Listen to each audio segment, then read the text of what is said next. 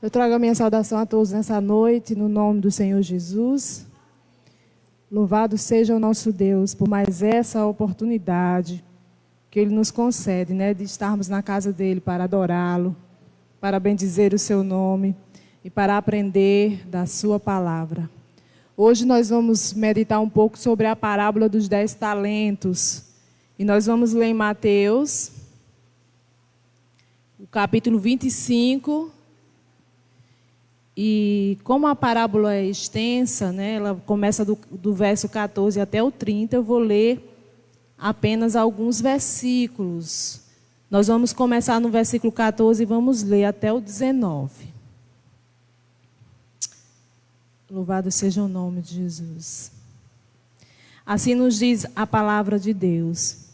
Porque isto é também como um homem que, partindo para fora da terra, chamou os seus servos e entregou-lhes os seus bens, e a um deu 5 talentos, e a outro 2, e a outro 1, a cada um segundo a sua capacidade, e ausentou-se logo para longe.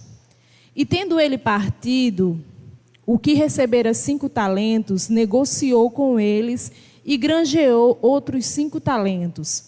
Da mesma sorte, o que recebera 2, granjeou também outros 2.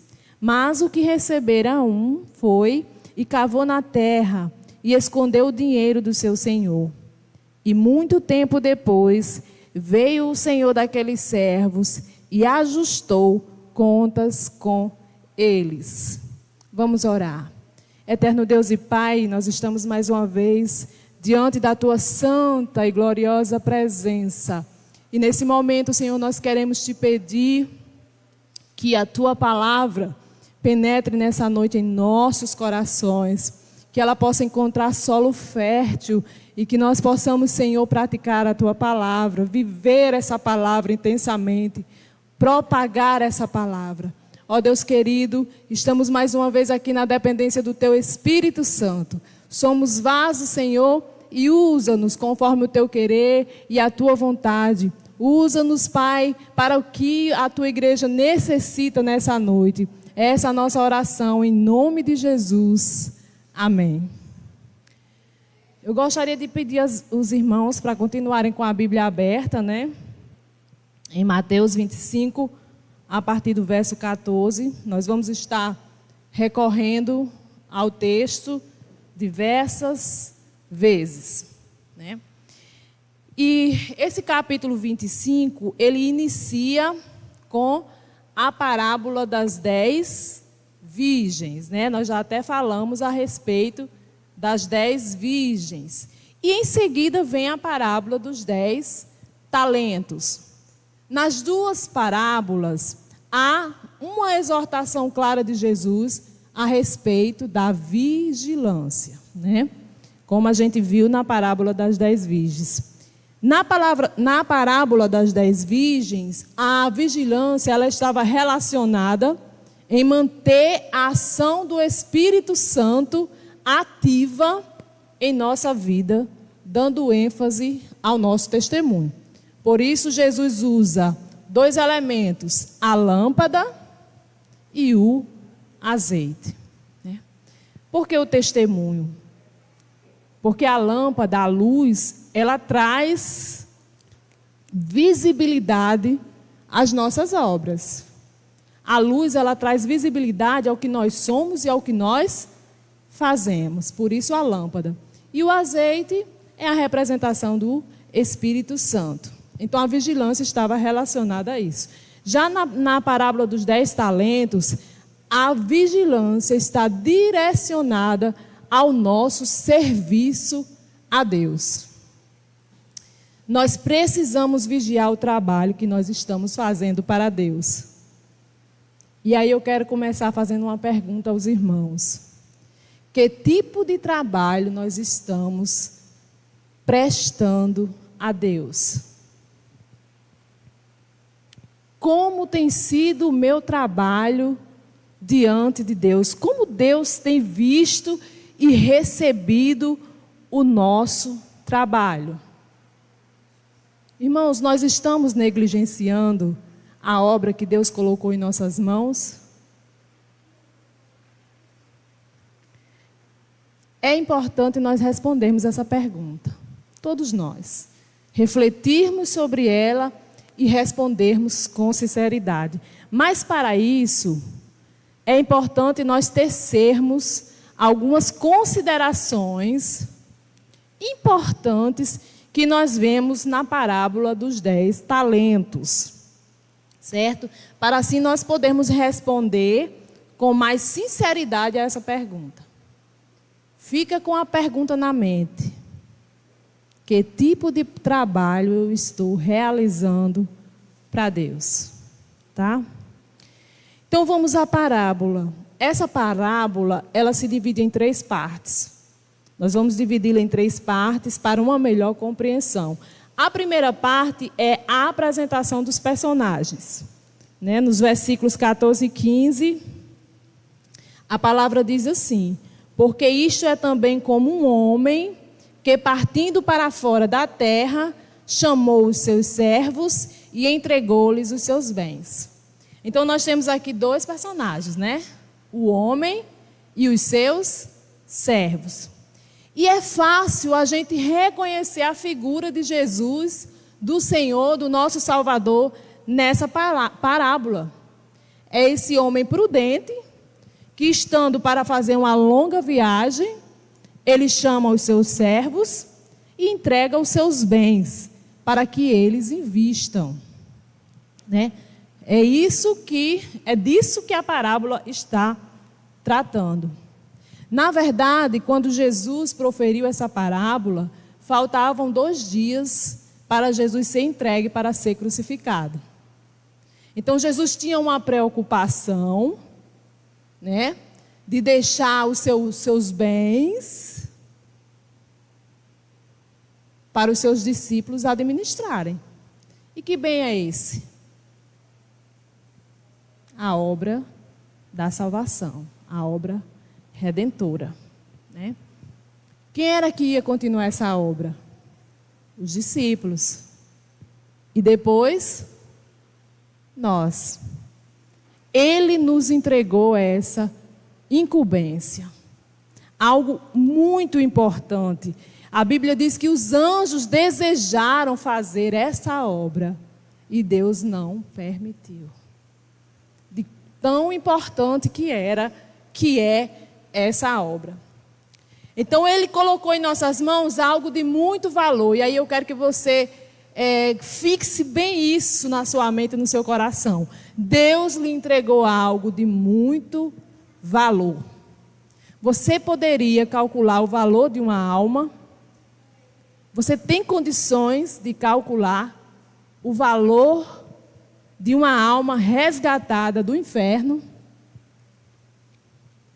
Você tem condições de entender que quando você anuncia a palavra de Deus, a salvação, e quando uma pessoa recebe essa palavra, essa salvação, o bem que você fez a essa vida? Por isso que Jesus usou a expressão, os seus bens. O texto diz, ele chamou os seus servos e entregou os seus bens. Era o que ele tinha de mais valor. Nós não somos assim? O que é que você tem de mais valor? Você considera como um bem seu. São seus filhos, são seus bens. Você tem coragem de entregar os seus filhos para alguém criar? Para alguém administrar? Foi isso que Jesus fez. Ele pegou o que ele tinha de mais valor e entregou em nossas mãos. Aí nós vamos ver aqui a distribuição desses bens, Os valores que cada servo recebeu representam os diversos dons que Cristo e o Pai entrega a cada um de nós. Entrega a todos os cristãos. E aí nós aprendemos uma coisa bem importante, que você precisa sair daqui com essa convicção. todos receberam bens. Todos nós recebemos bens. O talento. O texto é bem claro, ele disse, chamou os seus servos. Não diz assim, chamou alguns dos seus servos, ou chamou apenas 2 servos. Não, ele chamou os servos que ele tinha. Isso nos dá a entender que todos receberam. Assim como também eu e você também recebemos. Todos nós recebemos. Apesar dos valores terem sido diferentes, né? Um recebeu 5, outro recebeu 2 e outro recebeu 1. Mas essa diferença se justifica na forma de distribuição. Porque o texto vai dizer, a cada um segundo a sua capacidade. Aí nós aprendemos outra coisa importante. Todos temos capacidade. Todos nós temos capacidade. Porque Deus, Ele entrega a cada um segundo a sua capacidade. Não é porque você fala bem, não é porque você é rico, ou não é porque você é pobre. Ah, coitadinho dele, pois eu vou dar o dom a ele. Não é a sua condição socioeconômica, não é a sua condição cultural, não é a sua condição religiosa. É pela sua capacidade, né? Então, como todos recebem, então todos são capazes, certo? Essa é a primeira parte. A segunda parte é o que acontece depois que o Senhor vai embora, né? Vamos ler aí os versículos 16 ao 18. E tendo ele partido, o que recebera 5 talentos, negociou com eles e granjeou outros 5 talentos. Da mesma sorte, o que recebera 2, granjeou também outros 2. Mas o que recebera 1 foi e cavou na terra e escondeu o dinheiro do seu senhor. É o que acontece depois, né? Que o dono da obra vai embora. Depois que Jesus foi. Os 2 primeiros servos puseram-se a trabalhar, né? E foram ativos no serviço que receberam, né? Nos talentos que receberam. E também foram tão zelosos que conseguiram dobrar a soma que eles receberam. Aqui, irmãos, é aquele tipo de crente que exercita os seus talentos, mas que também ajuda a outros a exercer os seus talentos. Porque só tem condições de dobrar quem consegue repartir. Lembram do exemplo da multiplicação dos pães? O rapaz chegou para Jesus com 5 pães e 2 peixinhos. Era o que ele tinha, né? Era o talento que ele tinha. E daqueles 5 pães e 2 peixinhos, Jesus alimentou mais de 5.000 homens, fora mulheres e crianças, e ainda sobrou alimento. Então é aquele tipo de pessoa que não se satisfaz em só fazer a sua parte, mas ele ajuda os outros a fazerem também a parte deles. Ele é um cooperador, ele é um ajudador. Não um invejoso, não um presunçoso que acha que só ele que sabe fazer. O terceiro servo se contentou em cavar um buraco na terra, né? E depositou ali o dinheiro. Interessante, né? É aquele tipo de crente que nem faz, nem deixa os outros fazer. Aqui na igreja não tem, graças a Deus nós somos tudo abençoados. Mas você já viu esse tipo de gente que não faz nada e ainda fica botando defeito no trabalho que o outro faz? Isso é lá nas outras igrejas, aqui na nossa não tem isso não. Né? Aqui é tudo lindo e maravilhoso. Tudo lapidadas. Mas existe, eu sei que você conhece. Só não queira ser esse tipo, né? Não queira ser esse tipo. Porque, irmãos, o que está em questão aqui não é você duplicar de valor. Podia ser que o de 5 tivesse granjeado mais 2, mais 3. O que está em evidência não é a quantidade do que você está dobrando, não. É o que você está produzindo. Você precisa produzir alguma coisa. Você foi feito para produzir. Você não foi feito para ficar estagnado. Você precisa produzir, ou 1, ou 2, ou 10, ou 20. Você só não pode enterrar. Você não pode enterrar. Se lembram da parábola do semeador? Né? A parábola vai dizer: a palavra que caiu na boa terra, um deu 100, o outro deu 60 e o outro deu 30. Está entendendo que não tem um valor estipulado? Se a palavra caiu na boa terra, você é a boa terra. Você precisa produzir, ou 100, ou 60, ou 30, ou 20, ou 10. Deus não quer saber. Deus quer saber se você está produzindo.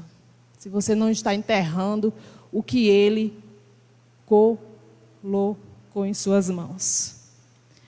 Aí você pode perguntar, mas por que é que eu tenho que produzir? É uma boa pergunta. E a terceira parte da nossa parábola vai nos explicar por que é que a gente precisa produzir. Né? Que a terceira parte da parábola é a prestação de contas. Versículos 19 ao 30, né? A prestação de contas, mas eu vou ler alguns só, certo? Para a gente entender o contexto da coisa, abrir os olhos e os ouvidos para que o Senhor está falando nessa noite. E muito tempo depois, veio o senhor daqueles servos e ajustou contas com eles. Então aproximou-se o que recebera 5 talentos e trouxe-lhe outros 5 talentos, dizendo: Senhor, entregaste-me 5 talentos, eis aqui outros 5 talentos que ganhei com eles. Agora eu vou ler o verso 24. Mas chegando também... Não, 21. E o seu senhor lhe responde, né, ao servo que recebeu 5. Bem está, servo bom e fiel. Sobre o pouco foste fiel, sobre o muito te colocarei. Entra no gozo do teu senhor. Versículo 24. Mas chegando também o que recebera 1 talento, disse: Senhor, eu conhecia-te, que és um homem duro, que ceifas onde não semeaste, e ajuntas onde não espalhaste. E atemorizado, escondi na terra o teu talento. Aqui tens o que é teu. Respondendo, porém, o seu senhor disse-lhe: mau e negligente servo, sabes que ceifo onde não semeei, e junto onde não espalhei. Devias então ter dado o meu dinheiro aos banqueiros, e quando eu viesse, receberia o que é meu com os juros. Tirai-lhe, pois, o talento e dai-o ao que tem os 10 talentos. O verso 30. Lançai, pois, o servo inútil nas trevas exteriores. Ali haverá pranto e ranger de dentes. O problema é que o Senhor vai retornar, né? E aí vai chegar o dia da nossa prestação de contas. A resposta dos 2 servos deu muita satisfação ao seu senhor, né? Você vê que o Senhor vai dizer, tanto a um como a outro, ele deu a mesma resposta. Bem está, servo bom e fiel, foste fiel no pouco, sobre o muito e colocarei. Foi a mesma resposta que ele deu aos 2 servos. Mas as desculpas do terceiro servo, o que ele apresentou diante do Senhor, só serviu para colocar em evidência aquilo que ele tinha no coração dele, que era a arrogância. Pense num servo arrogante. Você vê que ele mostrou, não só com as palavras, mas também com a atitude, né? Ele pegou e enterrou E ainda acusou o Senhor dizendo: você planta, você colhe onde não planta, você é um homem duro. E aí eu peguei, enterrei, está aqui, ó, pegue o que é seu. Só faltou dizer assim: faça bom proveito do que é seu, miserável, não quer nem repartir. A gente tem que ter muito cuidado com as desculpas, viu? Porque elas evidenciam o que está dentro do nosso coração. Às vezes a gente quer esconder tanto, né, o que está dentro do coração, que é aquela fachada. E aí, de repente, com uma desculpa, a gente revela o que está dentro do nosso coração. E aí nós vamos aprender que o Senhor usou a mesma argumentação do servo contra ele mesmo. O Senhor vai dizer: você não sabia que eu... Né? Ele não foi nem se defender. Quer dizer, o Senhor nem baixou de nível. Vocês estão me entendendo? Às vezes a gente se preocupa tanto em se defender do que as pessoas dizem, que a gente baixa o nível. O nível da conversa, o nível da situação. Não precisa. O Senhor foi dizer: já que você está dizendo isso aí, você devia pelo menos ter entregado aos cambistas, porque aí eles iam botar o dinheiro no banco e ele ia ganhar pelo menos um juro. Era pouco, mas ia ganhar. Vocês estão entendendo?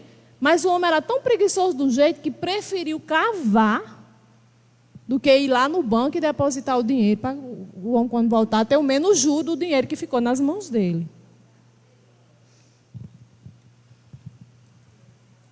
É complicado, irmãos.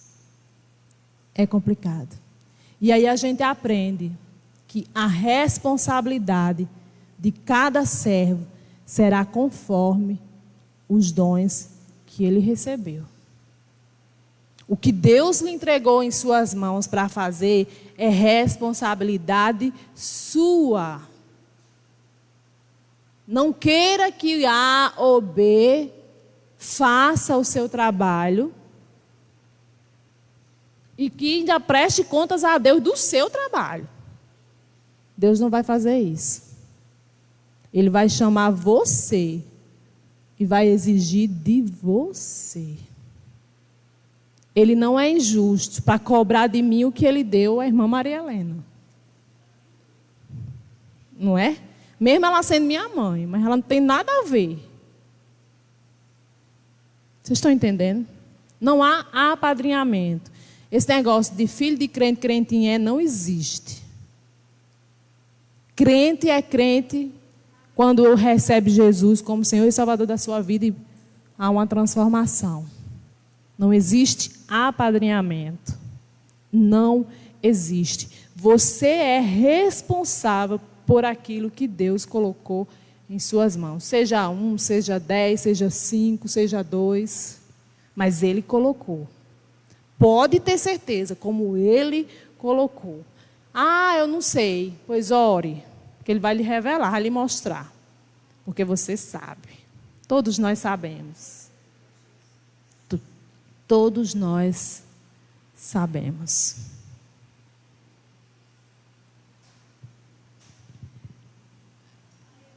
É um assunto bastante melindroso, né?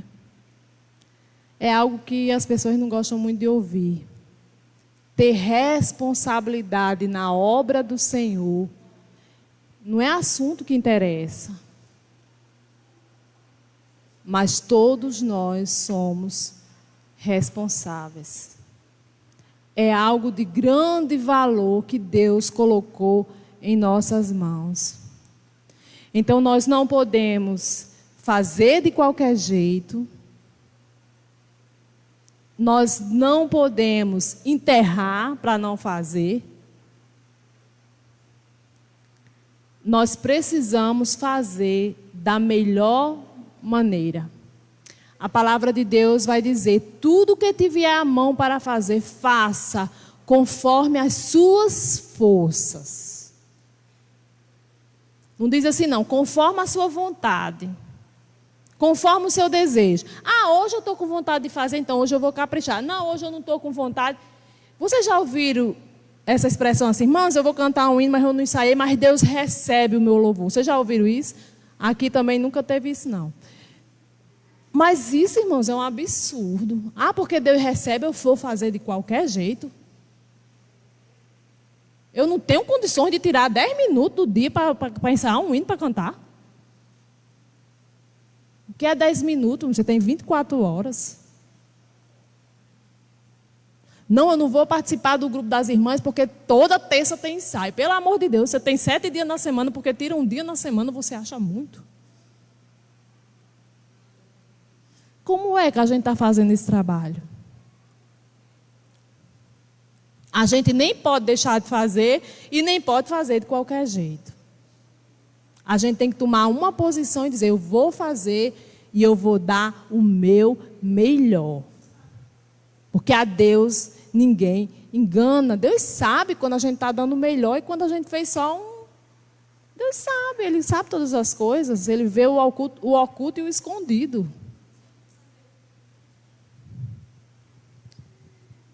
Para concluir, a gente observa que a sentença foi severa.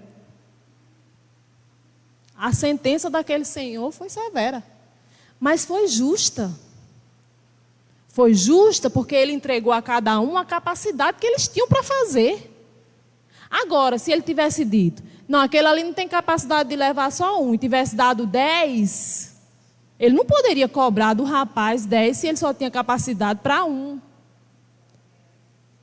E o nosso Deus, Ele é um Deus justo.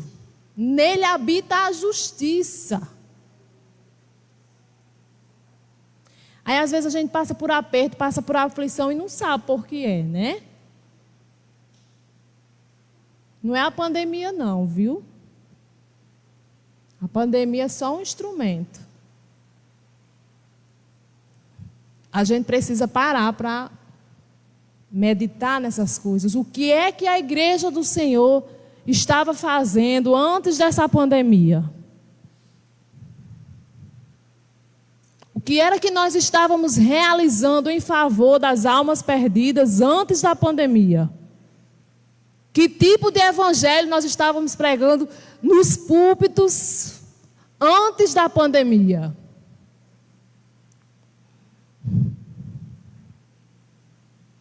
O que era que a igreja estava fazendo? E quando eu falo igreja, eu não estou falando só nós aqui não. Estou falando igreja no sentido universal da palavra.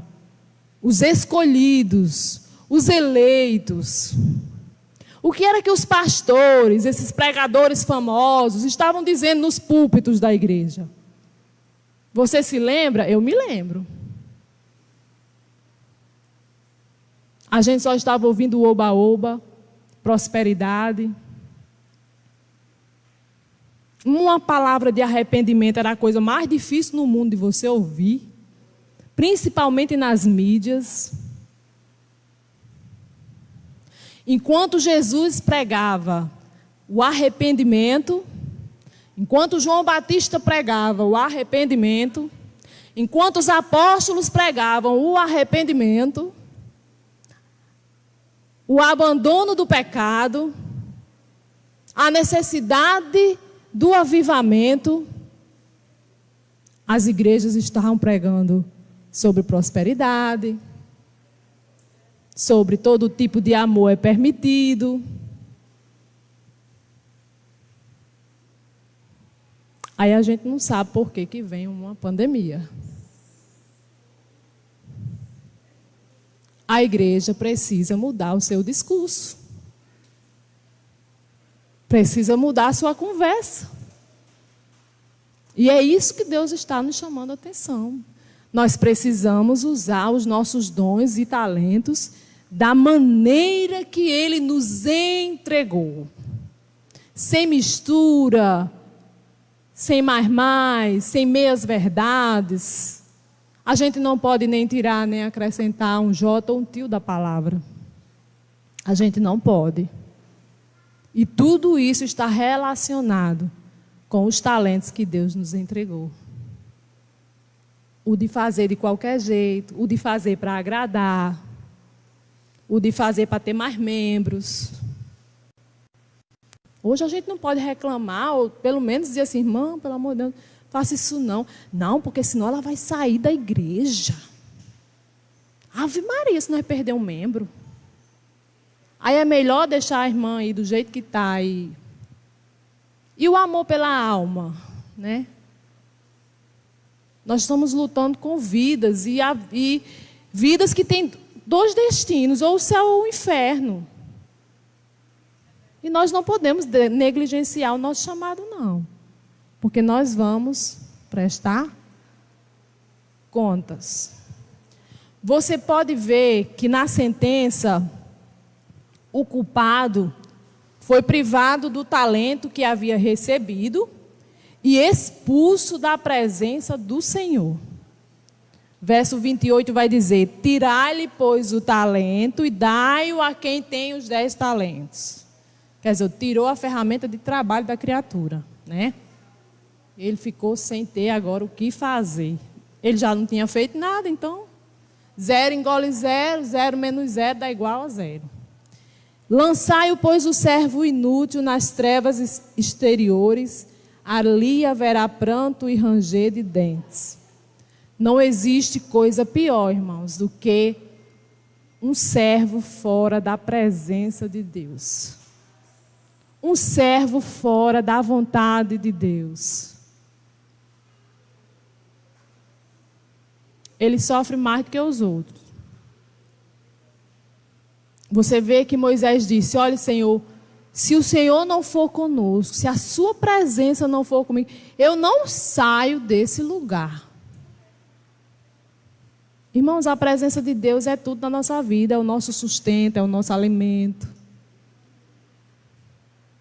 Nós não podemos deixar a presença, deixar de estar no centro da vontade de Deus, por mais difícil que seja o momento, por mais difícil que seja a situação, mas é melhor estar no centro da vontade de Deus do que estar em outro lugar, bem, muito bem.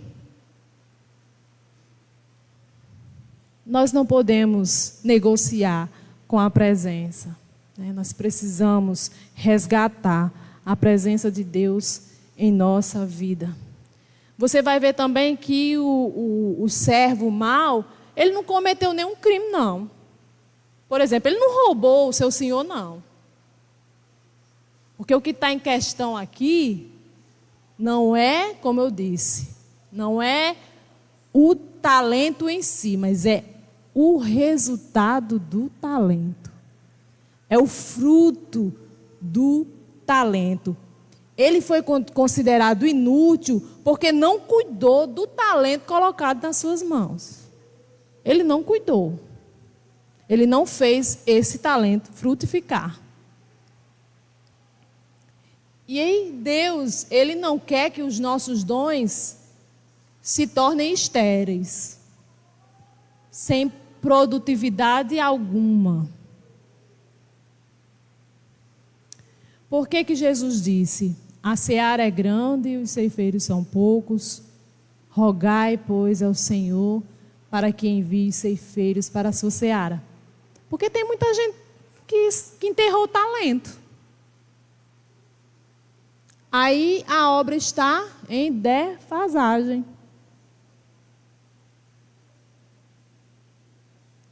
Nós não temos tempo e nós simplesmente estamos enterrando os talentos e as almas estão aí indo para o inferno todo dia.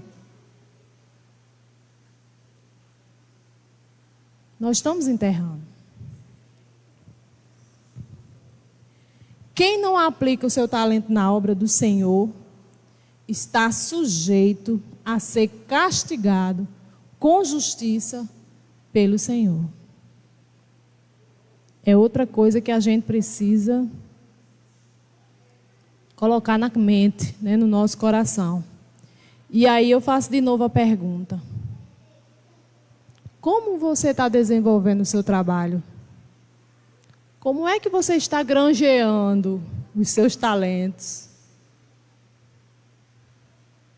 Como é que você está servindo na casa de Deus? Depois dessa conversa aqui nossa, como é? Me responda. Me responda não. Responda para você mesmo. Depois de toda essa avaliação aqui, de tudo que a gente viu nessa parábola, como é que eu estou desenvolvendo meus talentos? Como é que eu estou fazendo? Será que eu vou ouvir do meu pai? Está bem, servo bom e fiel. Fostes fiel no pouco, sobre o muito te colocarei. Ou será que eu vou ouvir? Tira o talento dele, entrega esse outro aqui e sai da minha presença. Só tem 2 sentenças, né? Só tem 2. Que nós possamos refletir. E não fiquem com raiva de mim, não. A gente deve refletir, enquanto nós temos tempo, nós podemos fazer uma história diferente. Deus, Ele não vai se importar se você começou há 10 anos atrás ou se você começou agora. Existe outra parábola também na Bíblia, dos trabalhadores que o Senhor contratou na primeira hora do dia. E contratou outros também já perto do fim do dia. E Ele pagou a todos 2 de igual modo. Está me entendendo? Você pode até dizer, não, já está tarde demais para mim. Tá não. Enquanto há vida, há esperança. Agora o dia é hoje, porque amanhã não vai... A gente não tem condições de dizer que vai estar vivo amanhã, não. O dia é hoje, o dia da decisão é hoje, o dia do arrependimento é hoje, o dia da renovação da aliança é hoje. Não deixe para amanhã o que você pode fazer hoje. É hoje. Então que nós possamos refletir e tomarmos uma decisão acertada em favor do reino, em favor das almas, em favor da nossa alma também, né? Em favor da nossa vida espiritual. E só o reino é quem tem a ganhar e nós também. Porque a Bíblia diz que Deus é galardoador de todos aqueles que o buscam. Ninguém fica sem ganhar presente no Natal. Ninguém fica sem ganhar presente. Porque Deus, Ele é um Deus gracioso. E Ele dá além das nossas obras. Muito além. Além do que nós pedimos ou pensamos. Jeremias vai dizer que os pensamentos que Deus tem sobre nós são maiores, muito maiores do que esses pensamentos michurucas que a gente tem. Tudo que Deus tem para nós é maior e melhor. Tudo. Ele é galardoador. Então, todo o esforço que eu fizer, todo o trabalho que eu tiver, todo o sacrifício que eu exercer na obra do Senhor, Ele recompensa. Ele recompensa. Se você não for motivado a fazer por amor, porque o certo é se fazer por amor, faça pelo menos pela recompensa, porque Ele dá também. Ele recompensa. Que o Senhor nos abençoe e que nós possamos refletir acerca dessas coisas. Amém. Glória.